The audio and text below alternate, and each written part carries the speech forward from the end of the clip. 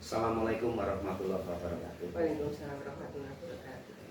Ibu Nini, Ya, selamat siang. selamat siang. Iya, derek matur Bu. Oke, monggo. Saya Pak Usuk, CGP Angkatan 8 Kabupaten Magelang, Alhamdulillah, yang pada kesempatan ini menerima tugas dari program calon guru penggerak untuk mengadakan wawancara dengan Ibu Kepala Sekolah. Mohon izin Bu, mungkin Ibu bersedia? Iya, insya Allah. Oke, turun Bu atas kesempatannya. Oke, kalau begitu mohon izin Bu, saya akan mengajukan beberapa pertanyaan terkait dengan pengambilan keputusan berdasarkan nilai-nilai kebajikan sebagai pemimpin. Oke, mohon izin Bu. Yang pertama, pada kesempatan ini adakah kasus-kasus yang Ibu rasakan itu sebagai sebuah dilema etika ataupun sebuah bujukan moral? Nah, mungkin Ibu bisa menjelaskan selama ini kasus-kasus itu seperti apa? Ini kasusnya ke anak aja ya? Iya, iya. Ke anak aja, soalnya di lingkungan sekolah itu kan ada Iya. ada bapak ibu guru, ada tenaga kependidikan, dan ada murid. Ya, kita misalnya yang murid Iya. aja nih. Untuk murid, untuk sampai hari ini ada yang dilema itu ya. Contohnya yang sekarang itu yang baru ngetren itu yang media sosial. Medsos, Iya. penggunaan HP Android. Iya. Oke. Selama ini bagaimana Ibu Ninin selaku pengambil kebijakan setelah kasus itu teridentifikasi, ditemukan adanya kasus A, B atau C yang ada di salah satu atau beberapa murid di sini, bagaimana Ibu memecahkan atau mengambil keputusan tersebut? Oh iya. Kebetulan di sini kan ada yang kasus berawal dari media sosial. Nah, ini kami ngambil langkah-langkah. Yang pertama, dari dulu karena kasusnya gini Pak. Sekarang yang baru ngetren itu ngebom chat. Bom chat, pakai chat ya? Iya, itu gara-gara media sosial. Medsos. Itu satu, dua itu dicek dulu. Tapi yang ketiga pasti ini ada sesuatu dengan anak-anak kita, dengan anak-anak sekolah lain. Ini pasti ada. Kemudian ternyata kami telusuri itu ternyata ada permasalahan diawali dari media sosial. Nah, kemudian anak-anak dikumpulkan, dicari informasi, digali informasi dari anak-anak dulu. Kemudian setelah digali, kemudian untuk melibatkan sekolah lain, kita bukan intelijen. Kita terbatas untuk sampai ke sekolah lain, sehingga kami melibatkan dari luar, yaitu Bhinneka Selaku pelindung pengayom. Iya. di daerah sini. Bagus sekali. Sehingga melihat permasalahan tersebut, lalu Ibu sudah mengambil langkah seperti itu dengan melibatkan beberapa tim mungkin ya. Ada timnya ya? Ada timnya, di antaranya mungkin dari wali kelas, dari guru BK, dari kesiswaan, sampai nanti ujung-ujungnya kan Ibu yang mengambil keputusan. Iya. Sehingga di sana sudah dilakukan langkah-langkah yang tepat oleh Ibu selaku pengambil kebijakan. Nah, berdasarkan analisa masalah tersebut, kira-kira masalah yang Ibu temukan tadi dalam kategori ringan, sedang, atau betul-betul menjadi dilema bagi Ibu untuk nanti kedepannya saya harus begini atau begini. Boleh saya jawab? Iya, boleh. Itu kasus-kasus seperti itu kan bertingkat-tingkat ya, ya. Jadi antara anak satu dan satunya itu beda-beda. Ya. Dilihat dari tingkatan itu sehingga pasti ada dilema juga Ya. karena di apa namanya di peraturan itu kan Ya sudah kalau seperti itu. kalau misalnya itu mengikuti peraturan pasti anak itu untuk Mungkin, mengundurkan ya, bukan mengundurkan diri atau diberi sanksi yang berat gitu. Merugikan ya. Iya, tapi kan merugikan Ya. anak dan orang tua sehingga sekolah itu mengambil kebijakan anak juga berubah dalam sopan santun di media sosial, kemudian itu karakter juga nih, Iya. karakter juga bisa berubah, kemudian orang tua juga untung. Iya. Jadi anak bisa berubah, orang tua untung dan imbasnya sekolah itu juga bisa mengantarkan mengantarkan pendidikan iya. sebaik-baiknya ya. Nah ini kunci-kunci daripada ini tadi Seorang pemimpin yang seorang bijak ya. pemimpin dan Iya, guru iya, gimana iya. soalnya tugas guru itu tidak mengajar saja Iya. tapi mendidik bagaimana Iya. anak dari nggak baik Iya. menjadi baik ini nggak bisa dihargai dengan kuat. Iya betul, luar biasa. Ibu sudah mengambil langkah seperti itu. Tentunya orang tua juga dilibatkan dalam hal ini dan tujuan endingnya bahwa keputusan akhir yang diambil meskipun itu sebuah dilema yang ibu sempat menimbang-nimbang, kalau saya mengambil A seperti ini, kalau saya putuskan B seperti ini, itu rupa-rupanya ibu sudah begitu bijaksana untuk ke depannya bahwa jangan sampai keputusan yang diambil itu anak dirugikan. Iya, iya. Ya itulah kalau saya boleh melihat sosok Bu Nini ini betul-betul keibuan. Yuk memang ibu. Tapi kan jarang-jarang sebuah sosok ibu yang bisa mendalami bagaimana atau menyikapi bagaimana saya harus berbuat, bagaimana saya harus memberlakukan seperti ini. Lalu kalau demikian Bu, ketika menangani beberapa anak yang katakanlah kurang sopan dalam bermedsos sehingga bisa menimbulkan permasalahan dengan pihak luar, sebut saja dengan sekolah lain, ini kira-kira di situ ibu ada jadwal yang pasti saya harus menyelesaikan ini masalah karena di tingkat tim mungkin kita harus sebagai pimpinan ibu harus katakanlah tahu persis kebijakan yang akan diambil. Kalau begitu ibu sendiri punya time schedule yang pasti untuk menyelesaikan itu bagaimana? Gini Pak, tiap kasus satu anak dengan satu anaknya berbeda-beda sehingga penanganannya kalau misalnya media sosial cuma dengan satu sekolah itu kan cukup, tapi kalau terus di bermedia sosial itu kan ada kasusnya kira-kira ini itu kan melibatkan banyak dampaknya itu luar biasa atau cuma ini, jadi itu tergantung kasusnya itu dan tadi saya tambahin ya Pak ya, kami dalam mengambil keputusan itu bukan saya sendiri tapi tim melibatkan tim sekolah dari guru BK, kesiswaan, wali kelas dan orang tua pun saya panggil untuk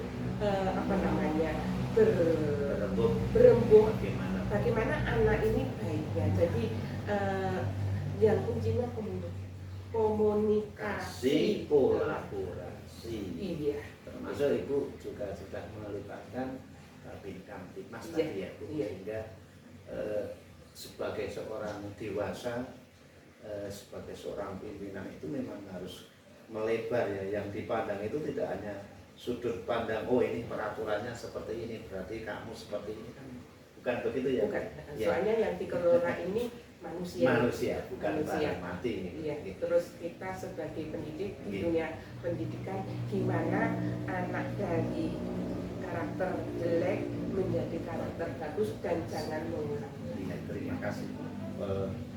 Panjang lebar sudah Ibu sampaikan, kebijakannya sudah mengarah pada apa ya, tidak merugikan pihak lain dan semuanya diakomodir dengan kolaborasi, dengan komunikasi, kerjasama yang bagus semua pihak, karena ini menangani manusia. Anak-anak itu juga generasi yang perlu kita dorong, kita tumbuhkan karakter untuk menjadi yang baik. Namanya saja anak ya Bu, tentu banyak yang variasi, yang sikapnya ada yang sudah bagus, ada yang tidak bagus. Nah, ketika bermedsos ternyata kendala-kendala sebagai anak itu harus didampingi oleh guru TK, oleh orang tuanya. Nah, ketika ada yang melenceng, baru kita luruskan, gitu ya Bu.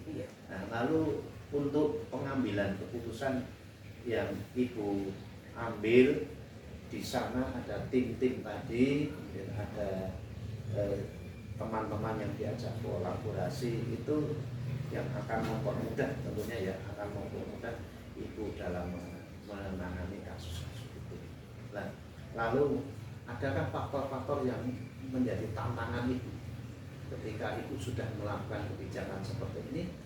Kira-kira di depannya itu ini masih ada tantangan berat yang harus saya selesaikan untuk menangani kasus-kasus yang ada. Tantangan pasti ada, tantangan berat pasti ada. Itu terutama yang tantangan berat sekarang itu ya media sosial tadi. Nah, media sosial itu tantangannya soalnya melibatkan banyak dan dengan lingkungan luar. Sulit dikontrol juga ya. Iya.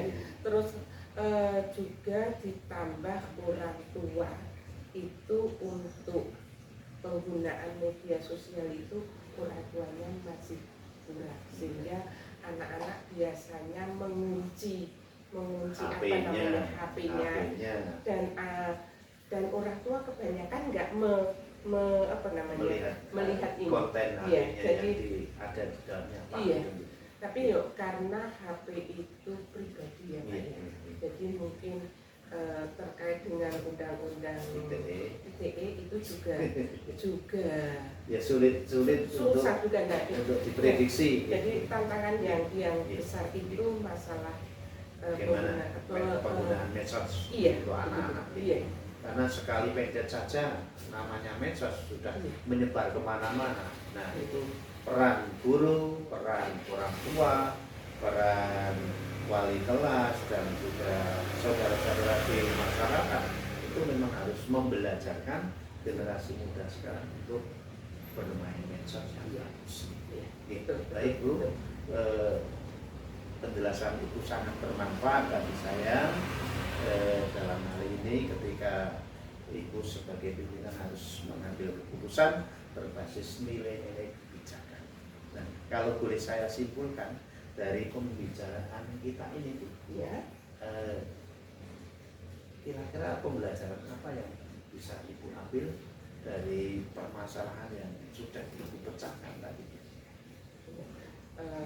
Pembelajarannya ya kita harus sopan dalam penggunaan media sosial karena ini berkaitan dengan lingkungan di luar, sehingga kalau kita tidak sopan baru sedikit pun langsung di luar itu dan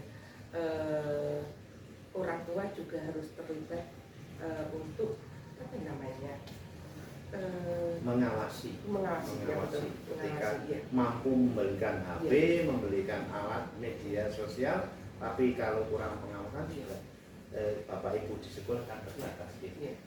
Ujuk-ujuk atau tiba-tiba ada masalah, nah kita harus secepat mungkin diantisipasi. Ketika melihat permasalahan tersebut ada pihak yang dirugikan, sudah terselesaikan dengan baik ya. Ditambah lagi Pak, selain kita sopan dalam bermedia sosial, itu satu karakter itu harus betul-betul kita tanamkan. Soalnya sampai besok mati itu yang kalau karakter yang bagus insya Allah bermedia sosial juga bagus. Jadi yang pertama tadi harus karakternya harus bagus. Iya. Tidak mudah kita hanya menguasai teknologi, tanpa disertakan. Bu Nini, Ya. terima kasih atas waktunya, atas penjelasannya yang sangat bermanfaat bagi saya. Dalam hal ini saya sudah banyak sekali mendapatkan ilmu dari Ibu Nini, dan kalau saya lihat tadi saya sampaikan di depan, Ibu Nini adalah sosok wanita yang keibuan. Nah, terlihat Bu dari pengambilan kebijakannya ini, mudah-mudahan sekolah ini, lembaga ini semakin dicintai oleh masyarakat. Saya yakin dan saya percaya, saya di belakang itu mari kita ajukan, mari kita dorong SMP Kota Bukit menjadi sekolah yang dicintai masyarakat. Meskipun ada kasus-kasus, tapi kasus itu bisa kita atasi dengan baik tanpa ada yang dan bermodalkan. Gitu, demikian Bu. Terima kasih. Mohon maaf Bu apabila ada atau saya kalimat saya yang tidak berkenan dan sudah diluangkan waktu untuk saya sebagai tugas AJGP yang datang untuk hari ini. Sama-sama Pak Usop, saya selaku yang dituakan di sini, kalau ada pasti kekurangannya banyak dari apa yang seharusnya digali Pak Usop apa mungkin saya masih Sudah banyak. sudah Saya cukup. mohon maaf. Sudah Semoga lengkap Bu. Pak Usop sukses. Amin ya Rabbal. Kita akhiri Ibu. Assalamualaikum warahmatullahi wabarakatuh. Waalaikumsalam warahmatullahi wabarakatuh.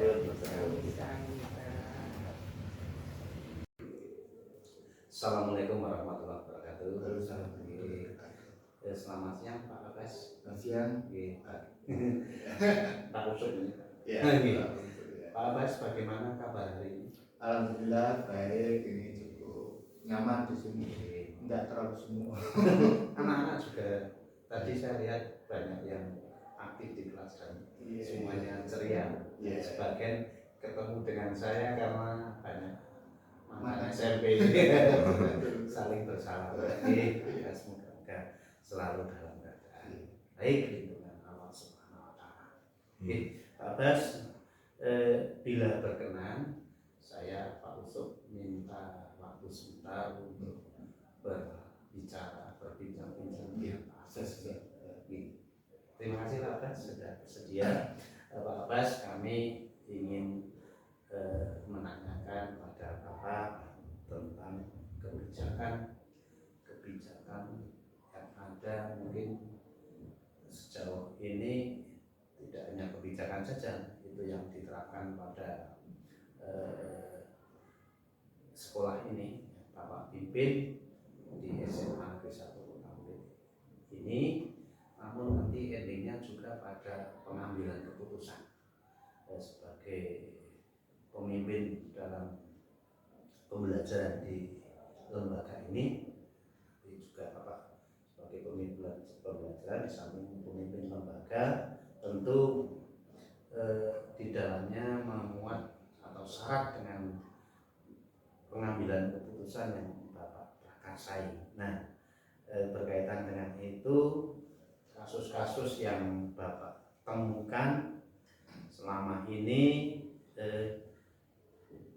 apakah Bapak menemukan kasus seperti apa? Lalu kalau itu dinamakan kasus, apakah itu nanti ada termasuk dilema, yang kasus dilema, atau yang hanya rujukan moral, artinya benar melawan benar, atau kalau rujukan moral itu benar melawan salah?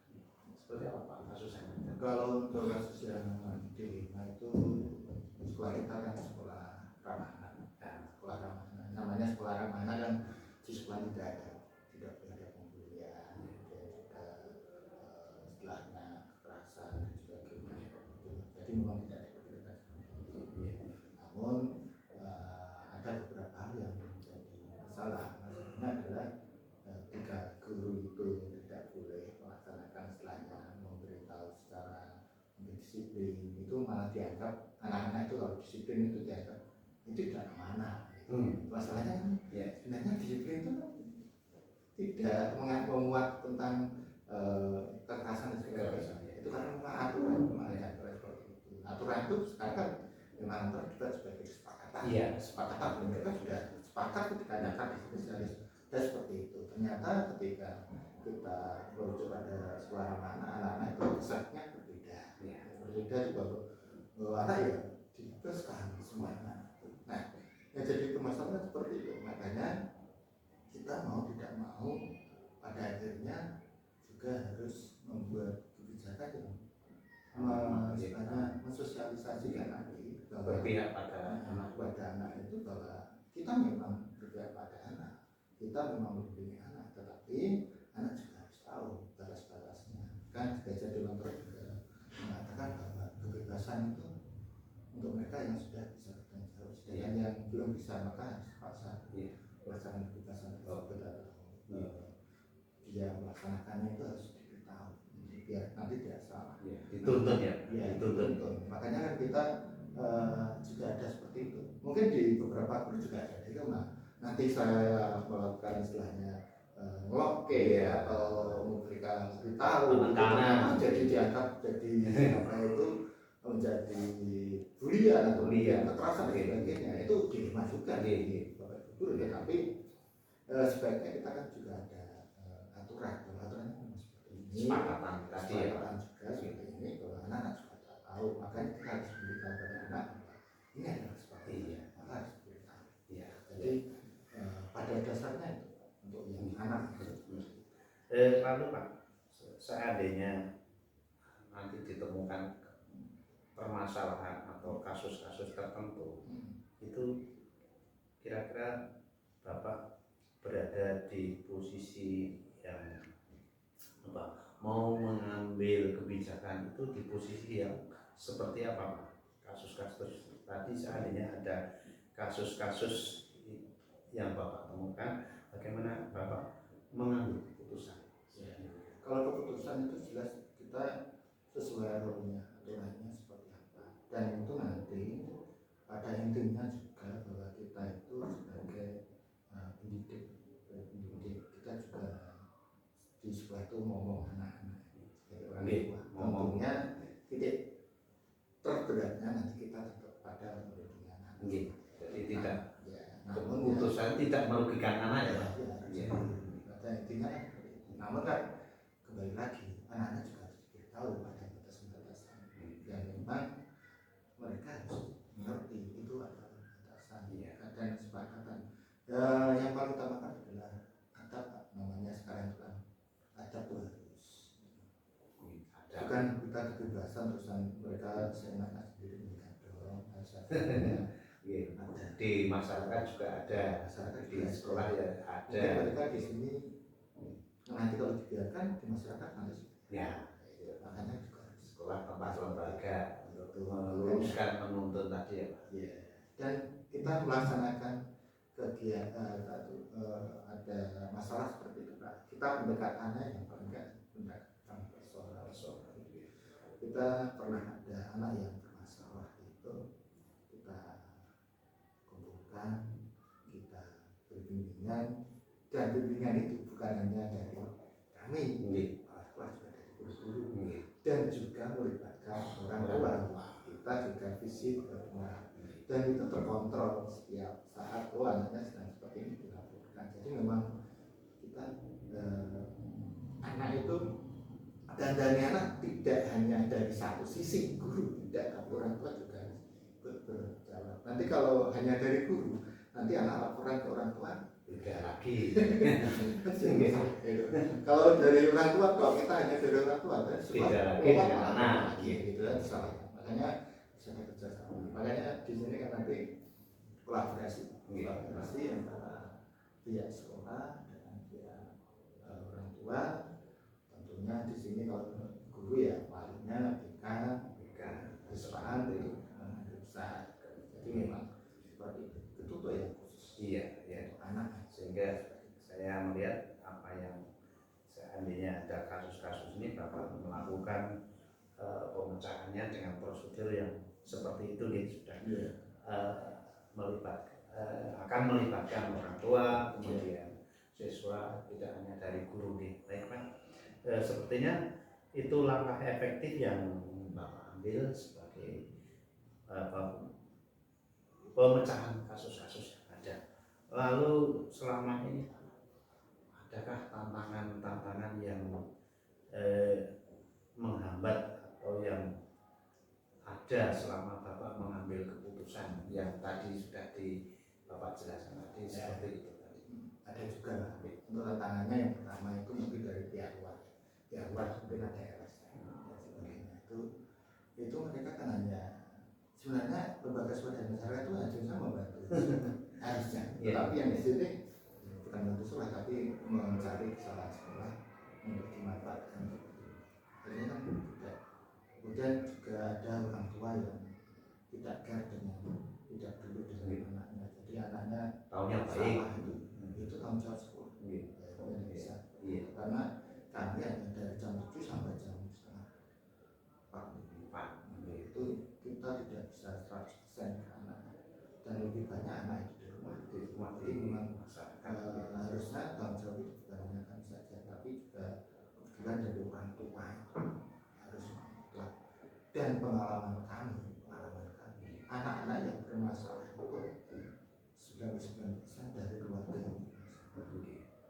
Rata-rata seperti itu. Ketika mereka biasa ngomong sendiri berdua bicara, mereka ketika ditanya orang tua pasti nangis.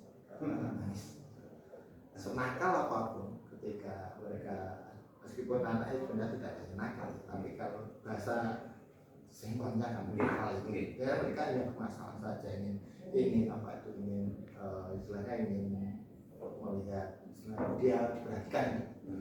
Nah itu rata-rata memang di rumah mereka tidak rata-rata seperti itu. Makanya dia cari perhatian di sekolah dengan cara yang salah.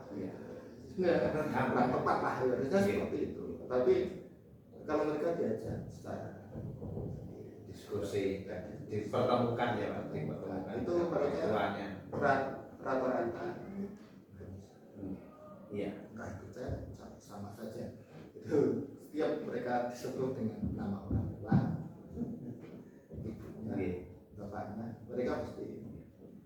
Dan rata-rata mereka betul-betul kita itu di sini sekolah kita kan tidak bisa semuanya tercover karena keterbatasan dari guru hanya beberapa saja, sedangkan siswa 1053 lebih 1053 misalnya.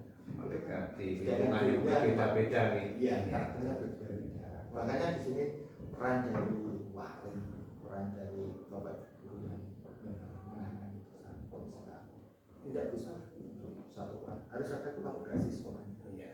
Ini tanggung jawab semua. Jadi tantangan-tantangan itu Bapak atasi dengan melibatkan orang tua, semua guru termasuk tadi mungkin sedikit di pihak luar yang LSM yang tidak tahu menahu tapi akan mengambil keuntungan mungkin ya. Tapi Bapak sudah bijaksana sekali untuk mengatasi kasus-kasus yang ada dengan berbagai varian anak dari latar belakang yang berbeda. Itu memang tugas kita kan ya, kompleks sekali. Lalu adakah secara khusus atau penanganan kasus ini terjadwal atau terformat program atau jadwal tertentu? Kalau terprogram itu biasanya dialihkan pada programnya, dari kesiswaan biasanya sosialisasi. Kemudian juga di kesiswaan juga ada latihan hari Jumat. Jumat itu ada Jumat bersih, Jumat sehat, Jumat religi, semuanya itu hanya untuk pembentukan karakter dari siswa. Ya. Jadi kalau misalnya kita Jumat sehat kita kemudian anak-anak supaya mereka lebih ceria dan juga badannya sehat dan sebagainya. Jumat religi kita seperti ibadah. Jadi memang secara rutin kita lakukan. Meskipun kita juga memaklumi di antara 1053 siswa itu pasti ada satu atau dua orang yang melampaui tercecer ya. Tidak tercover semuanya. Juga masalahnya juga berbeda lagi. Ada yang tingkat sedang, ringan, mungkin ini perlu penanganan khusus tertentu.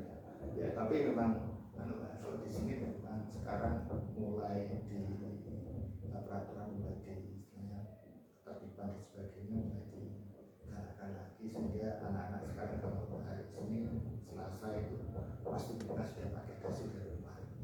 Kalau hari Jumat mereka pasti pakai hasduk dari luar, sudah sana dari rumah ke dari luar sudah pakai hasduk, sehingga kita di jalan pasti tahu karena pakai hasduk. Kalau mungkin SMA lain mungkin bisa juga, tapi kalau SMA kami pasti pakai dasi itu pasti, karena yang bukan mungkin pasti belum tentu dia pakai dasi, tapi kalau sudah pakai dasi itu kemungkinan besar.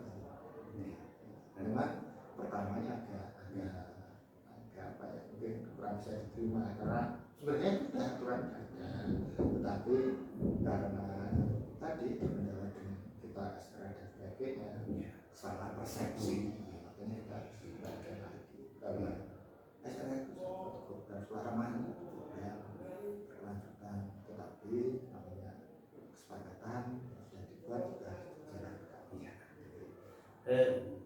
Mohon izin Pak, kalau boleh tanya, selama Bapak memimpin di lembaga ini, adakah kasus yang perlu mendapatkan penanganan khusus sehingga dalam pengambilan keputusan itu harus mempertimbangkan berbagai pertimbangan yang bisa dipertimbangkan untuk tetap memihak pada dilema tertentu. Ini kalau saya ambil A, nanti B-nya bagaimana? Saya ambil B, keputusan A bagaimana? Ya, dilema yang ada di situ, yang sulit dipecahkan itu ada Karena kita itu penggunaan HP. Iya. Penggunaan HP itu kami berbeda. Tetapi ternyata ketika di berjalannya waktu, penggunaan HP itu jadi tugas sembarangan. Untuk media pembelajaran bagus, tetapi ketika guru itu tidak harus dengan HP, ternyata anak masih asik dengan HP. Kalau kita larang, kita salah, kita tidak bisa mengikuti zaman. Tetapi kalau kita biarkan, nanti anak juga kebebasan. Pada akhirnya kami berembuk semuanya dari Bapak Ibu guru dan memutuskan siswa itu solusinya bagaimana, win-win solusi bagi kita semuanya. Akhirnya sekarang HP tetap boleh, tetapi hanya untuk media. Ketika tidak digunakan, misalnya Bapak Ibu guru tidak harus menggunakan HP, misalnya kita solusi kegiatan belajar mengajar tanpa HP misalnya, itu nanti HP dikumpulkan di depan kotaan itu. Memang pada akhirnya mereka juga bisa menerima. Nanti setelah pelajaran ternyata tidak istirahat ataupun boleh mendarat. Itu dulu sempat kita bingung juga antara kalau dilarang jelas kita tidak bisa mengikuti jalan. Tapi kalau dibiarkan ada penyalahgunaan. Maka akhirnya kita bersolusinya seperti itu. Mungkin ini bukan itu sebenarnya solusinya. Solusinya sebenarnya adalah kesadaran dari siswa itu dalam penggunaan HP. Gitu. Kembali lagi, harusnya yang kita bentuk bukan berkan semula, tapi kesadaran dari anak itu untuk bertanggung jawab atas HP-nya. Tapi sampai saat ini memang program yang kita kesadaran anak sendiri. Jadi lagi tadi kan, kalau memang anak belum bisa melakukan kebebasan secara terjawab, kita harus paksa mereka untuk melakukan seperti ini akhirnya. Ya, tetapi kita paksa itu hanya sebagai pencegahan, bukan untuk mengatasi mereka tidak, tetapi untuk pencegahan hal-hal yang tidak kita inginkan. Jadi mengingatkan anak bahwa jangka pendeknya seperti ini, nanti harus masih jangka panjang, jadi tidak hanya memenuhi keinginan jangka sekarang aja, tapi berpikir untuk masa depan. Begitu Pak. Dari permasalahan yang tadi Bapak sampaikan masalah HP, jadi kira-kira nanti solusi yang Bapak sampaikan tadi, penggunaan HP itu memang berdasarkan peraturan, dan didasarkan yang mulai adalah kesadaran anak. Aturan seperti penggunaannya juga diarahkan seperti ini untuk pembelajaran, bukan untuk bermain dan sebagainya. Terima kasih sekali Pak, sudah saya dapatkan beberapa permasalahan dan solusinya. Kemudian saya masih ada pertanyaan lagi Pak, untuk faktor-faktor yang selama ini mempermudah atau yang berperan untuk membantu Bapak dalam pengambilan keputusan dan berbagai kasus tadi, dilema-dilema yang Bapak temukan tadi, ini siapa-siapa Pak, atau faktor orangnya atau yang bisa membantu Bapak dalam hal ini? Tentunya semua guru berperan semuanya. Namun di sini ada timnya namanya tim KKO, ya tim meskipun 2K, itu ada tim satuan tugas pelaksana pembinaan siswa, itu memang ada. Jadi memang itu yang sangat berperan sekali, tetapi bukan hanya itu saja, tapi ada rekan-rekan yang lain yang terlibat. Itu salah satunya. Itu di sekolah. Sedangkan dari luar tentunya ada komite yang selama ini selalu istilahnya selalu mendukung kata-kata gitu. Ketiga juga ada orang tua yang juga peduli terhadap pendidikan, itu yang kami lihat seperti itu. Jadi memang tidak hanya dari sekolah saja, tetapi juga dari pihak luar. Tentunya juga dari dinas, tentunya juga pengawasan dari pengawas yang datang ke sini, supervisi dan sebagainya, itu salah satunya juga memang cara mereka untuk membantu kami. Dan juga kita mengadakan MOU dengan polisian, dengan polsek, polres, kemudian juga ada dengan Pramil. Itu benar semakin memperkuat ya, memperkuat kita bahwa kita punya jaringan luar. Jadi anak-anak misalnya ada masalah pun kita segera tangkap, segera tahu dan bisa kita tangani. Iya. Kemudian yang terakhir Pak, pembelajaran apa yang Bapak bisa ambil, Bapak bisa petik dari pengalaman Bapak tadi, sehingga bisa mengambil keputusan yang itu merupakan dilema tapi bisa teratasi, dan keputusan yang diambil tadi tentu tidak merugikan bagi pelakunya, dalam hal ini mungkin anak-anak kita.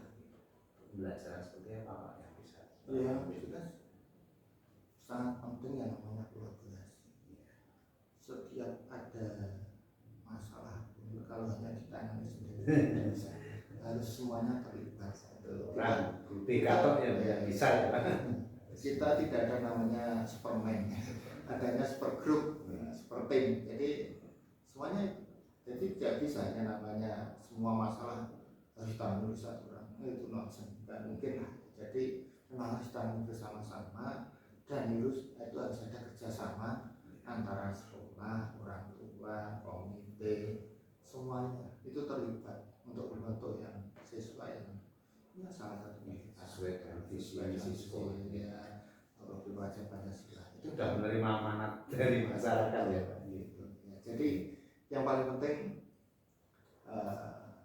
bekerja sama.